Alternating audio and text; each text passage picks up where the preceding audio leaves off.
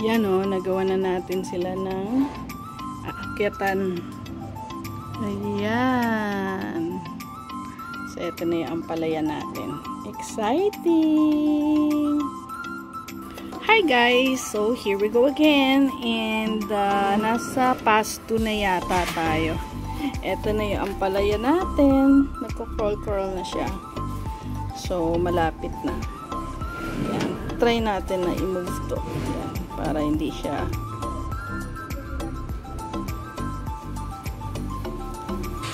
hindi pa niya kaya. So yan, lalagyan natin ng string ngayon yung ating pot. And may mga tinanim tayo dito, yung may mga barbecue sticks, pero hindi pa sila nagpapakita. Uy, nagkaroon na yung ating garlic. Ayun, sumilip na siya. Tapos, yung pechay natin, ito yung pinakamalaki. Ayan. Tapos, gagawa din tayo ng ganito. Kasi marami tayo yan. Ayan. Ito na pala yung ating basil, guys. Nakasurvive sila. Ito yung kinchay. And then, the rest, ayan o, guys. Nagpo-4 leaf na sila. Yan, at saka ito. Yan. So, dito okay naman. And ito yung iba. Ayan. Ito na din yung pinakamalaki dito. Check natin yung sa kabila. Ayan. So, ito, nagkaroon na rin ng hook. Isa pang ampalaya dito. Ayan. Sensya na kayo maingay dito kasi may construction sa kabilang area. Dun, sa kabila. Dun. Okay naman. Yan. So, tingin-tingin tayo. Ayan, lumabas na yung ating sayote. Ayun yung sayote natin. So, ayan. So, lumalaki naman sila. Meron tayong tatanim bulb ng ginger. Lalagay natin dito sa malaki. Kasi alam ko, marami mag-anong ginger.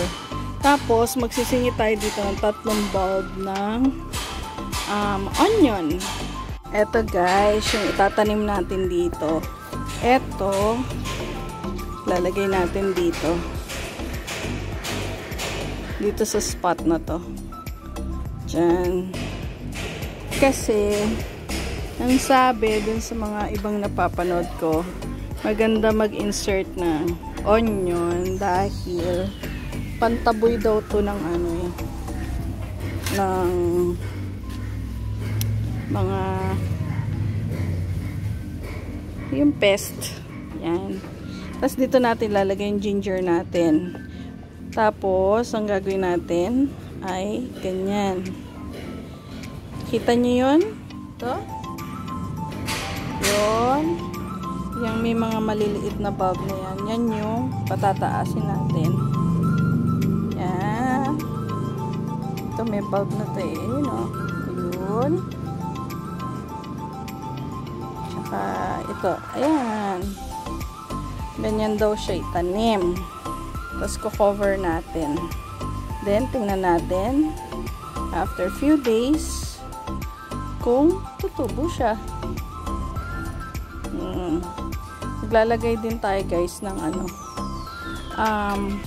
barbecue sticks. Yan, tatabunan natin yan. Kanagalaw ko tong isa. Ayun. Ayan. Cover pa natin to. Teka, laliman natin ng konti. Yun. Medyo may araw pa dito guys. Ayan. Tapos, tingnan natin kung tutubo sila. Eto na guys, mag-a-add na tayo ng mga pet bottles or mga soda bottles. And lalagyan na natin. Ayan. Mag-refill tayo. And ma-maximize natin yung number of bottles na meron tayo. At saka yung space na meron tayo. Yan. So, meron tayong dalawa na nakabet. Also, magdadagdag na rin tayo dito. So, meron na tayong 3. Kaya ko siya hindi tinali na kagaya nito. Ayan. Ito kasi medyo permanent. Dahil para pagka mag-harvest tayo, ano ba, mag-harvest na tayo, pwede nating i-move. Yun. Ma-move natin siya kahit isiksik natin sila magkakatabi ng husto para magkaroon tayo ng way na ma-access yung ibang mga plants. Ayan. So, kung titingnan nyo, pag nandito kayo, parang hirap i-access. Ma-move lang natin. Diba? Na guys, nagtanim-tanim tayo dito. Nagtanim tayo ng luya, ng onion. Ito ay spinach. Nagtanim din tayo ng leek. Ayan, ito lang yung natapos natin kasi wala na tayong bottles. Nagtanim tayo ng carrots kung tutubo siya. Ayan. Tapos nag-ano lang tayo, nag-refill lang tayo. Ayan o. Nag-add tayo ng mga soil dun sa mga pinaglalagyan lang natin. Ay, meron pa pala akong gagawing isa. Ayan.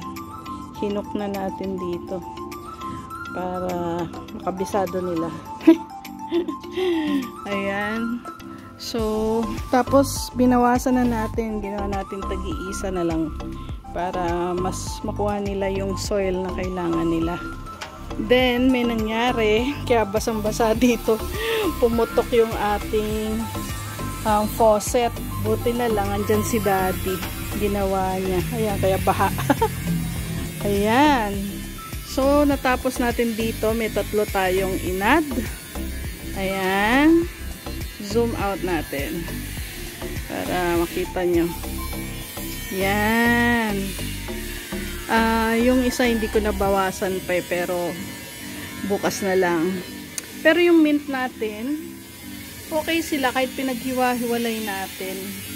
Yung isang oregano doon, nilipat ko pala sa tabi ng kamatis. Ayan. Tapos, ito, yung 2 sayote natin, nilakihan natin yung pot. Ayan, may usbong na, guys. Ayan. Tapos, ito, nagkaroon tayo ng additional dito. Yan, linangan natin. Meron tayong 5 na bottles na inad. Ayun. Tapos dito naman, guys, ito iniisip ko sa lupa ko na siya, yung dayap natin. Dito sa may side garden na natin siya ilalagay. Kasi sa tingin ko, guys, for now, dahil sa may mga pots pa naman tayo, tsaka lupa, yun na lang tatapusin natin dito. Then the rest waiting time na. Ang cute nitong natin, sigarilyas. So, makit na siya. Yan. Tapos, nagsastart na rin mag-crawl yung ating ampalaya pala. Ito ba, kaya mo na? Hindi pa. Shadow pang malayo. Ayan. Tapos, dito pala, guys, bala ko is pagka lumaki-laki na sila, yon lilipat ko dun sa kabila. Dito sa may side natin. Dun. Yan. Tapos nag-add ako ng sitaw. Kasi bali 2 sitaw lang pala yung yung nagko-crawl dito. Ayan na sila, oh. Ayan na. Ibabali natin para wag umakyat. Ga-guide natin. So, yon. And so, guys, yan muna for now. Abang-abang tayo sa growth nila. Ayan na muna, guys. So, bukas ulit. Or, dahil nga yung side garden natin dun, sobrang kalat. Baka yun naman ang bigyan natin ng attention for now. Abang tayo sa paglaki nila.